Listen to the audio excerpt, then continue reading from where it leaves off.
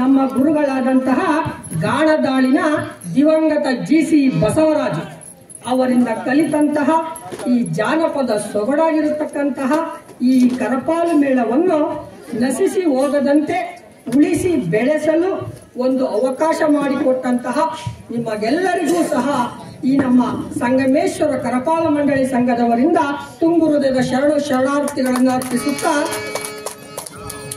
ಇವತ್ತಿನ ಈ ಶುಭ ದಿವಸದಲ್ಲಿ ನಾವು ಅಭಿನಯಿಸಲಿರ್ತಕ್ಕಂತಹ ಕಥಾ ಭಾಗ ಸತ್ಯ ಶರಣೆ ಶಿವ ಶರಣೆ ಆಗಿರತಕ್ಕಂತಹ ಕಾಡು ಸಿದ್ದಮ್ಮ.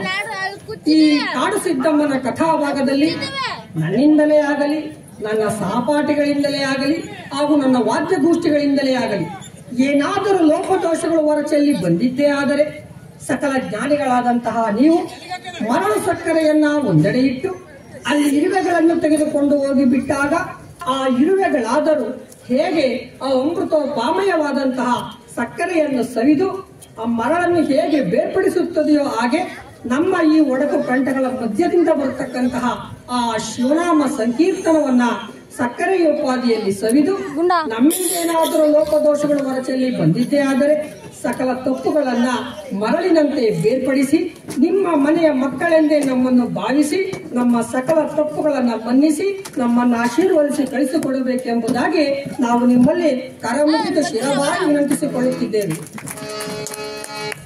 ಈ ಕಥಾಭಾಗಕ್ಕೆ ಮುನ್ನ ಈ ನಮ್ಮ ಗುರುಸಿದ್ದೇಶ್ವರ ಸ್ವಾಮಿಯನ್ನ ನಾವೆಲ್ಲರೂ ಭಕ್ತಿ ಭಾವದಿಂದ ಈ ರೀತಿ ಸಭೆಗೆ ಆಹ್ವಾನಿಸೋಣ.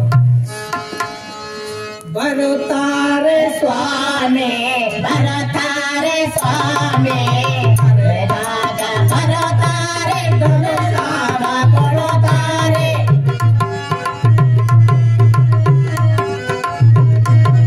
ಕರೆದಾಗ ಬರುತ್ತಾರೆ ಧನುಷಾನ ಕೊಡುತ್ತಾರೆ, ಬರುತ್ತಾರೆ ಸ್ವಾಮಿ, ಬರುತ್ತಾರೆ ಸ್ವಾಮಿ, ಬರುತ್ತಾರೆ.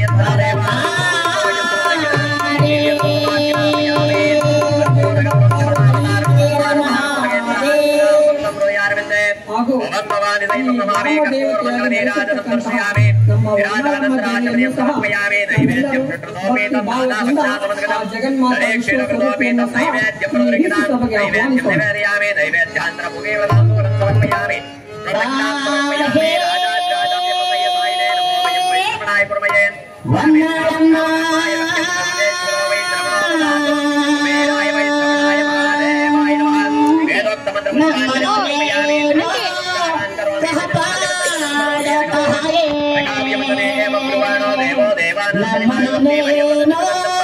ಕಾಪಾಡು ತಾಯೇ